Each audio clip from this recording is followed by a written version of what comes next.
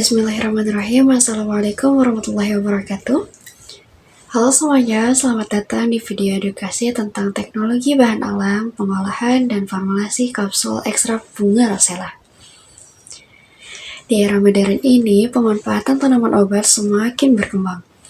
Salah satunya adalah bunga rosella, tanaman herbal yang dikenal karena kandungan antioksidan dan khasiat alaminya. Dalam video ini, kita akan mempelajari secara sistematis bagaimana sih proses pengolahan bahan alam mulai dari tahapan-tahapannya. Untuk tahapan-tahapannya ada apa aja sih? Yang pertama ada pendahuluan teknologi bahan alam, penanganan pasca panen, proses ekstraksi, standarisasi simplisia, parameter mutu simplisia, serta ketentuan umum dari standarisasinya. Semua proses ini akan bermuara pada formulasi kapsul herbal yang siap dikonsumsi dan memberikan manfaat bagi tubuh. Jadi, yuk kita simak sama-sama bagaimana prosesnya. Pendahuluan teknologi bahan alam. Teknologi bahan alam yang mencakup dasar keilmuan, perkembangan obat tradisional di Indonesia, dan tahapan isolasi senyawa. Dasar keilmuan dan peran bahan alam meliputi ilmu bahan alam didasari oleh 3 bidang utama, yaitu farmakognose, kimia medisinal, dan farmakologi. Bahan alam memiliki peran penting dalam pengobatan modern, antara lain sebagai obat alami yang efektif, penyedia senyawa dasar untuk pengembangan obat baru, prototipe untuk obat sintetik, dan bahan modifikasi untuk menghasilkan obat yang lebih poten. Senyawa metabolit bahan alam terbentuk dari 3 jalur biosintesis utama. Yang pertama jalur asetat, jalur sikimat, dan jalur mevalonat. Perkembangan dan regulasi obat tradisional di Indonesia. Meningkatnya penggunaan obat tradisional mendorong pemerintah untuk regulasi yang mengawasi produksi dan peredarannya. Menurut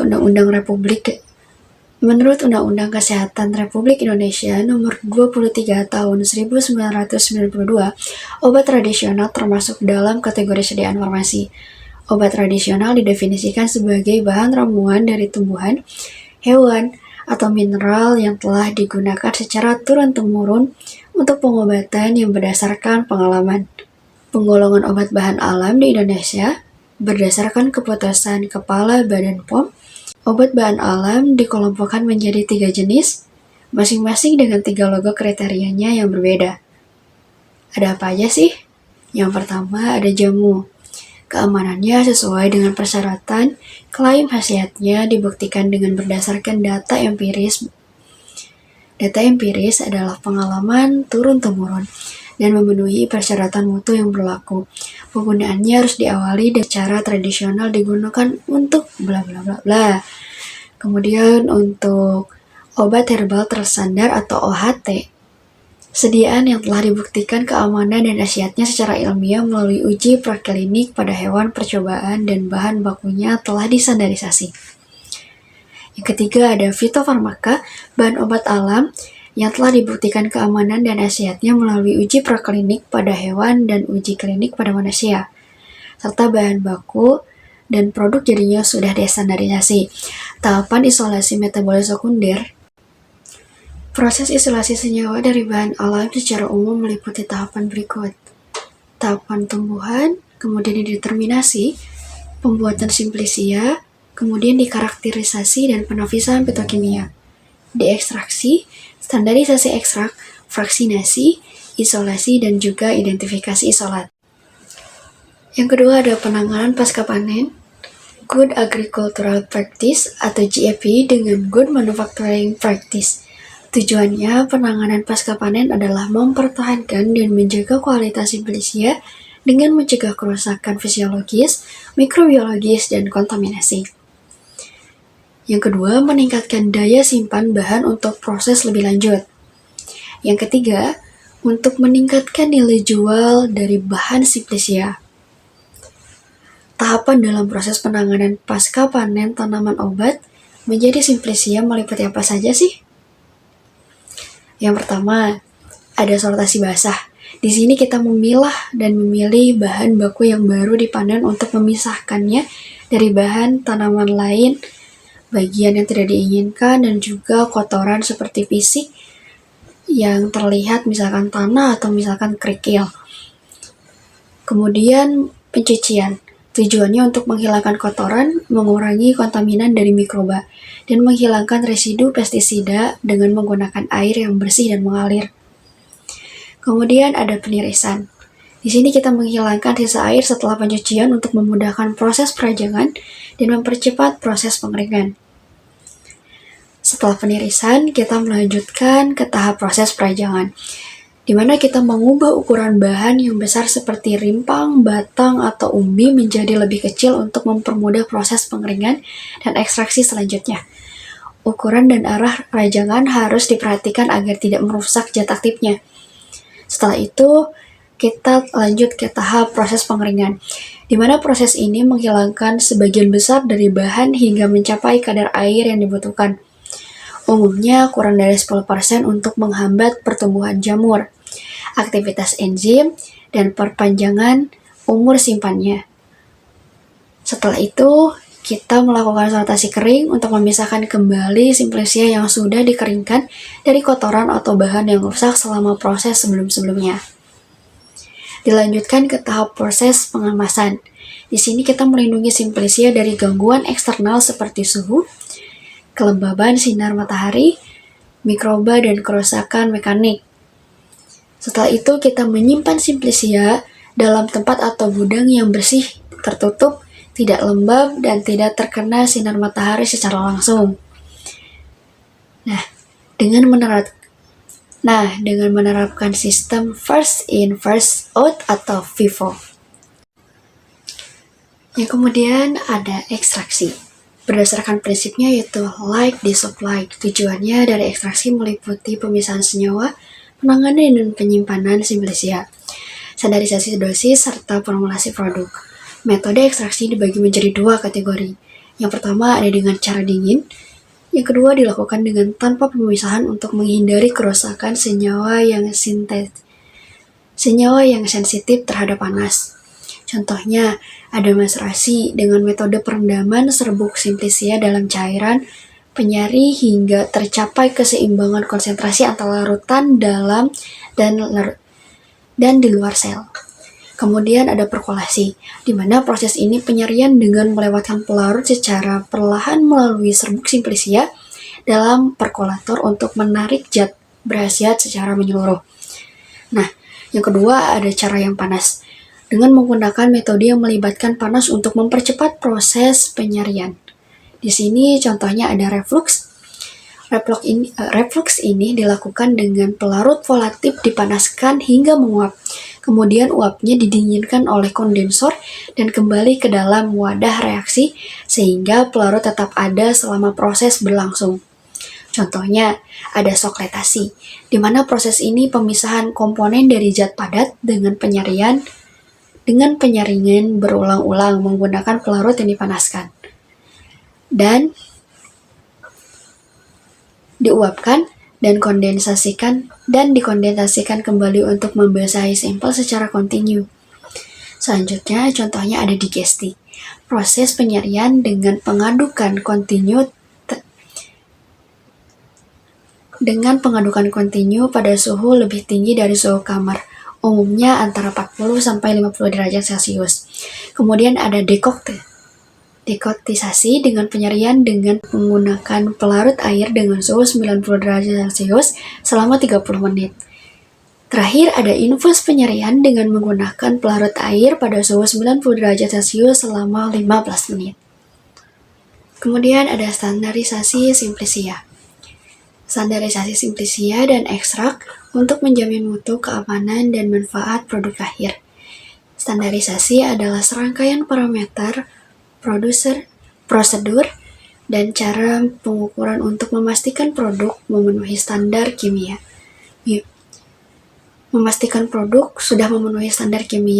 Biologi, dan farmasi. Terdapat dua jenis standarisasi yang dibahas.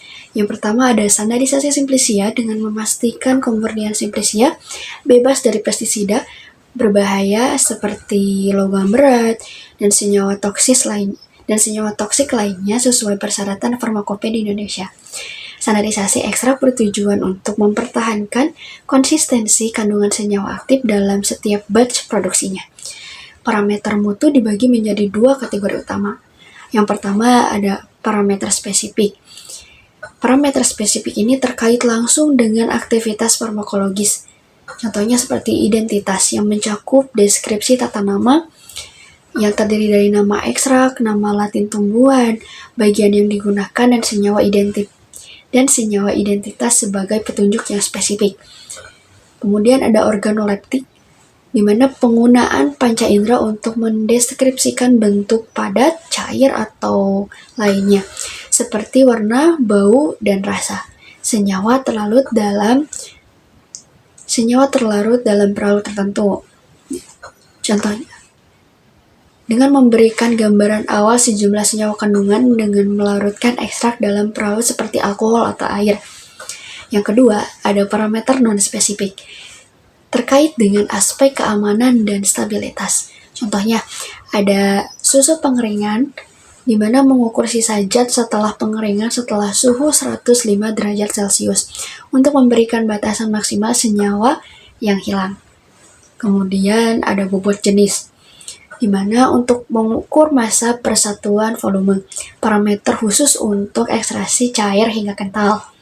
Selanjutnya ada kadar air, memberikan batasan kandungan air dengan bahan untuk menjamin kemurnian dan mencegah kontaminasi.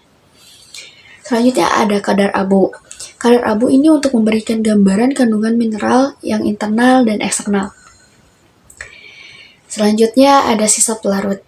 Nah, ini untuk menjamin bahwa tidak ada lagi sisa pelarut yang berbahaya yang tertinggal dalam produk. Kemudian ada residu pestisida untuk menjamin ekstrak tidak mengandung pestisida yang melebihi nilai yang ditetapkan. Selanjutnya ada cemaran logam berat. Nah, untuk menjamin ekstrak bahwa tidak lagi mengandung logam yang berat seperti Hg, Pb, dan Cd, melebihi batas di ambang keamanannya. Kemudian ada cemaran mikroba, kapang, kamir, dan alfa toksin yang memberikan jaminan bahwa ekstrak tidak lagi terkontaminasi oleh mikroba patogen atau jamur yang menghasilkan toksin melebihi batas yang ditetapkan. Yang keempat ada parameter mutu simplicia. Parameter mutu untuk mengkarakterisasi simplicia yang dibagi menjadi parameter spesifik dan juga non-spesifik. Nah, parameter spesifik berfokus pada aspek kimia yang terkait langsung dengan khasiat simplicia. Parameter ini mencakup apa saja sih? Yang pertama, ada identitas.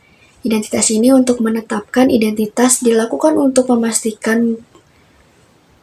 Penetapan dilakukan untuk memastikan kebenaran simplicia. Contohnya pada rimpang kunyit, identitas ditetapkan melalui kromatografi lapis tipis atau KLT dengan fase gerak kloroform metanol dengan perbandingan 95:5 dan fase diam dengan silika gel 60F254. Kurkumin digunakan sebagai larutan pembanding senyawa identitas untuk kurkumin. Kemudian ada organoleptis, di mana analisis menggunakan panca indera. Untuk rimpang kunyit dengan nama lainnya Curcuma domestica valenton. Pemberiannya adalah kepingan ringan, rapuh, berwarna kuning, jingga, hingga bau aromatik dengan rasa pedas yang menyengat. Yang ketiga ada senyawa terlarut dalam perahu tertentu. Ini untuk menentukan kadar sari yang larut dalam air dan atau etanol. Prosesnya melibatkan maserasi simplicia selama 24 jam diikuti penguapan filtrat dan pemanasan hingga bobot yang konstan. Yang keempat ada uji kandungan kimia. Untuk penapisan fitokimia, mengidentifikasi golongan senyawa dalam ekstrak. Dilanjutkan dengan kadar total golongan kandungan kimia dan kandungan kimia tertentu. Nah, ini untuk menentukan kuantitas senyawa aktif.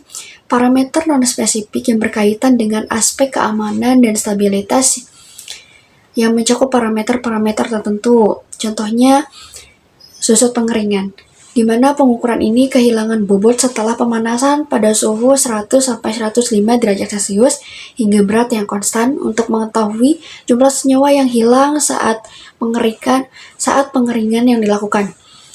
Kemudian ada bobot jenis. Pengukuran ini massa per satuan volume, penting untuk ekstrak cair. Dilanjutkan dengan kadar air untuk mengukur kandungan air dalam bahan yang dapat dilakukan dengan metode titrasi, destilasi, atau gravimetri. Dilanjutkan dengan kadar abu untuk menentukan kandungan mineral dengan memanaskan bahan hingga senyawa organik habis terbakar. Ada juga penetapan kadar abu yang tidak larut dalam asam. Nah, setelah itu kita masuk ke tahap residu sisa pelarut, di mana kita memastikan tidak ada lagi sisa pelarut berbahaya dalam produk. Yang keenam ada residu pestisida, di mana kita memastikan bahwa produk bebas dari kontaminasi pestisida. Yang ketujuh ada cemaran logam berat untuk mengontrol kandungan logam dengan berat yang berbahaya. Yang kedelapan ada cemaran mikroba untuk memastikan produk bebas dari mikroba dan juga patogen. Nah, setelah tahapan-tahapan tadi, masih ada nih ketentuan umum standarisasi. Apa aja sih? Nah, konsep, tujuan, dan kerangka kerja standarisasi di Indonesia mengacu pada Efisiensi dan Sistem Standarisasi Nasional atau SSN. Konsep dasar dari standarisasi meliputi efisiensi sebagai proses merumuskan, menetapkan, menerapkan, dan merevisi standar yang dilakukan secara tertib dengan kerjasama semua pihak. Kemudian standar, di mana kita menetapkan spesifikasi teknis atau sesuatu yang dibakukan, disusun berdasarkan konsensus dengan memperhatikan syarat kesehatan, keamanan, lingkungan, dan perkembangan dari iptek.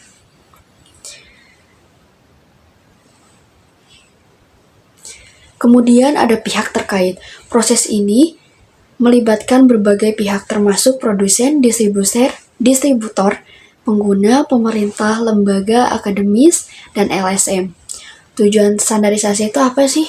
Tujuannya adalah untuk menjamin mutu produk dan jasa dengan memperhatikan aspek keamanan, kesehatan, dan lingkungan serta melindungi konsumen dan mendukung daya asing produk di Indonesia secara global. Istilah penting dalam standarisasi meliputi apa aja? Nah, yang pertama ada akreditasi. Ini untuk pengakuan formal lembaga yang berwenang seperti Komite Akreditasi Nasional atau KAN bahwa suatu institusi memenuhi syarat untuk melakukan kegiatan standarisasi tertentu. Yang kedua, ada sertifikasi, di mana rangkaian kegiatan penerbitan sertifikat sebagai jaminan tertulis bahwa produk atau jasa telah memenuhi standar dan persyaratan. Yang ketiga, ada metrologi. Untuk mengetahui metrologi adalah ilmu pengetahuan tentang pengukuran yang dibagi menjadi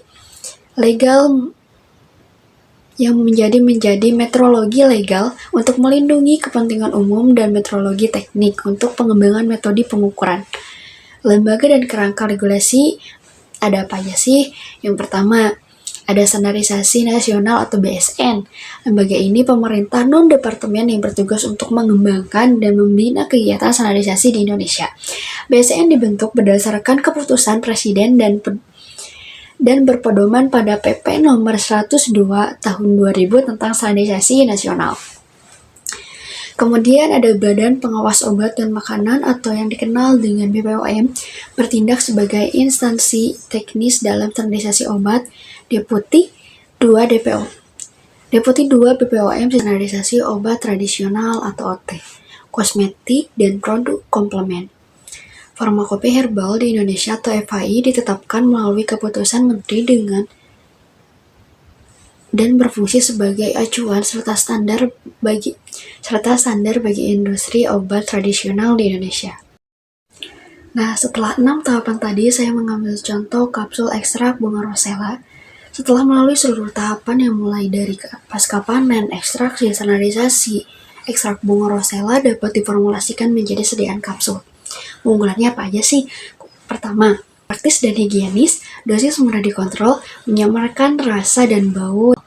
Kemudian ada kelemahan sediaan kapsul apa aja?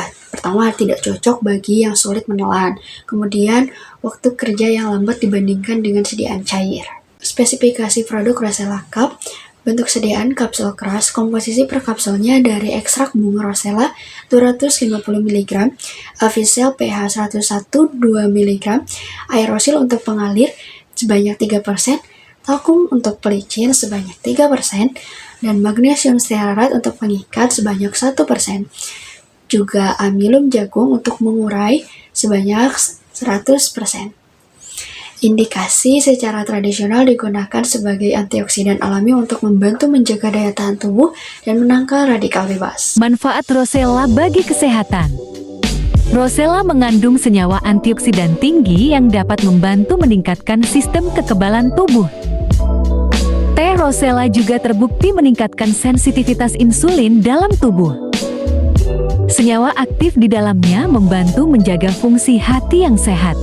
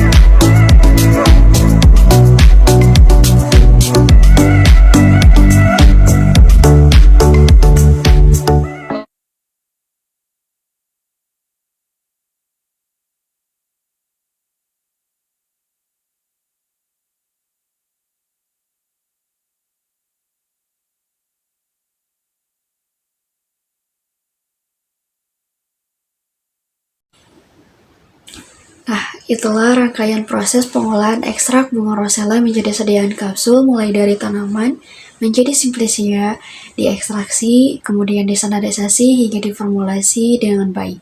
Halo semuanya, yuk temenin aku untuk praktik pembuatan sediaan kapsul.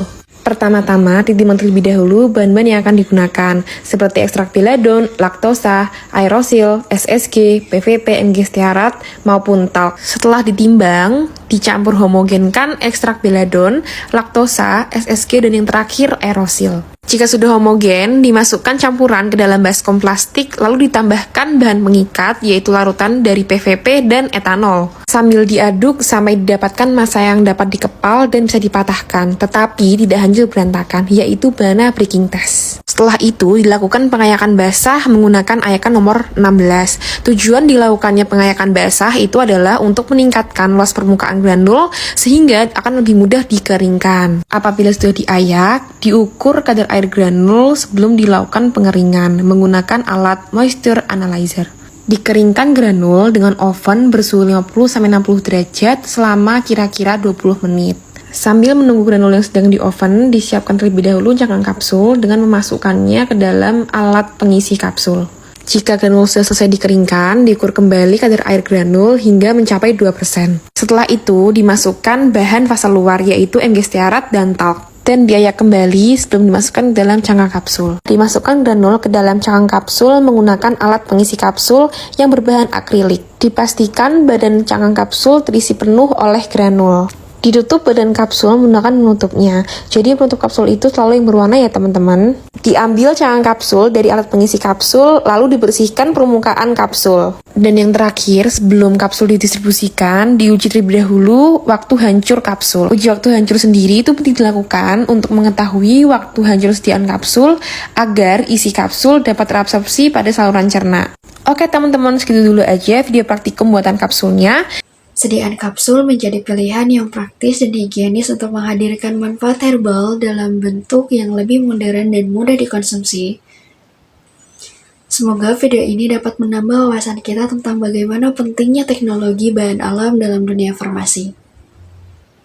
Jangan lupa untuk terus mendukung riset dan pemahaman tanaman obat asli di Indonesia. Terima kasih telah menonton dan sampai jumpa di video edukasi selanjutnya. Assalamualaikum warahmatullahi wabarakatuh.